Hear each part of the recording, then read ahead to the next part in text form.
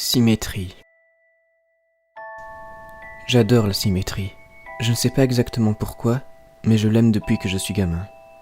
La plupart des enfants sont désordonnés et étourdis en ce qui concerne leurs affaires. Pas moi. Je savais que tout avait une place, et dans ma chambre, tout était là où il fallait. Mes parents n'avaient pas ça. Mes grands-parents n'avaient pas ça non plus. Pas une seule personne dans ma famille n'avait ça. J'ai commencé à le qualifier de ça parce que je crois vraiment que c'est quelque chose en moi. Un passager clandestin qui ne devrait pas être là, mais qui vit à l'intérieur de moi. C'est un besoin, un désir d'être parfait, parfait sur les deux côtés. En tant qu'adulte, je suis arrivé au point où je ne peux pas vivre ma vie normalement. Je ne peux pas garder un emploi. Les femmes ne restent pas avec moi parce qu'elles ne peuvent pas gérer ça. Honnêtement, je m'en fiche quand elles partent. Elles sont désordonnées et rendent les choses difficiles. Elles roulent sur mon côté du lit au lieu de rester au leur. Elles laissent la vaisselle d'un côté de l'évier, mais pas de l'autre. Je ne peux plus travailler. Alors quand elles partent pour la journée, je dois rester à la maison et tout ranger. C'est un soulagement quand elles partent pour de bon. Ce sentiment ne dure jamais pourtant. Finalement, ça revient et trouve quelque chose d'autre qui doit être arrangé. Vous vous demandez peut-être pourquoi devrais-je chercher des débuts de relations si je ne peux pas les supporter ? Eh bien, il est difficile pour moi de dormir au milieu du lit toute la nuit sans bouger. Outre le problème des relations, ma vie est à peu près dans l'ordre. Je dis à peu près parce qu'il y a un dernier problème qui doit être traité. Vous voyez, j'ai ce qu'on appelle hétérochromia iridum, ou deux iris de couleurs différentes. Mon œil droit est bleu-bleuet, mon œil gauche est vert pâle. Mes deux parents ont les yeux bleu-bleuets, mes frères et sœurs, cousins et cousines aussi. Mon œil vert est détraqué, il me rend déséquilibré. Chaque fois que je me regarde dans le miroir, ça me fixe. C'est tout ce à quoi je pense maintenant. Tout est à sa place, sauf ma petite erreur verte. Ça n'a pas fait mal au début, quand j'enfonçais la cuillère sous mon œil. Ça n'a même pas fait mal quand j'ai éjecté l'œil et qu'il pendait à ma joue. Était-ce le choc qui maintenait la douleur, ou était-ce ça ? J'ai coupé le nerf optique et séché les liquides chauds qui coulaient sur mon visage. Ma vision était réduite de moitié, c'était une étrange sensation. Ce qui restait de la chair qui pendait, je l'ai replacé dans le nouveau trou, j'ai pansé la plaie, rincé la cuillère, et je suis parti dormir. Je me suis réveillé, heureux. Je n'avais jamais aussi bien dormi depuis des années.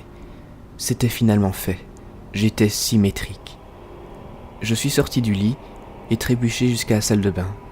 Mon corps me faisait mal et ma tête était en feu.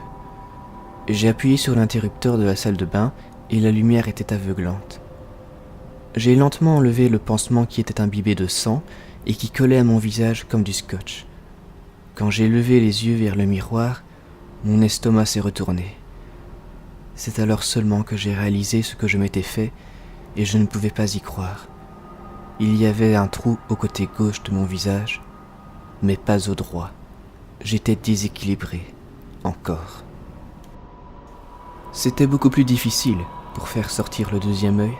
Mes mains tremblaient et quand j'enfonçais la cuillère, je me suis raté plusieurs fois, perforant ma pupille 3 fois avant que je ne la mette au bon endroit. Une fois l'œil éjecté, j'ai tendu mes ciseaux pour finir le travail.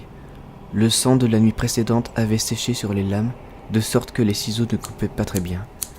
Vous savez, quand vous étiez gosse à l'école primaire et que votre professeur vous faisait couper des papiers pour des projets artistiques, avez-vous déjà essayé de couper trop de morceaux à la fois ? Ainsi les ciseaux ne coupaient pas ?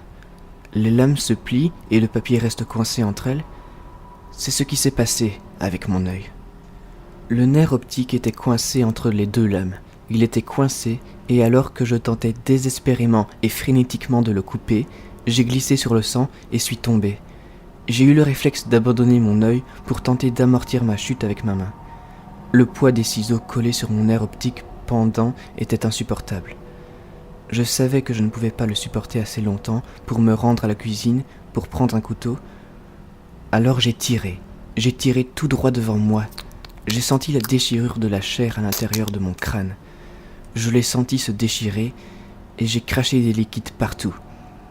Je savais que je pleurais, mais je ne savais pas si c'était des larmes de sang ou du fluide oculaire. Quand j'ai entendu un claquement humide de chair sanglante contre le carrelage, je savais que j'en avais fini. Je savais que ça était fini. Je pouvais maintenant vivre ma vie sans avoir les gens affreux et désordonnés et leur vie inégale. Le soulagement m'envahit et je savais qu'il durerait pour toujours cette fois. Je n'avais jamais ressenti ça avant, jamais eu autant d'espoir.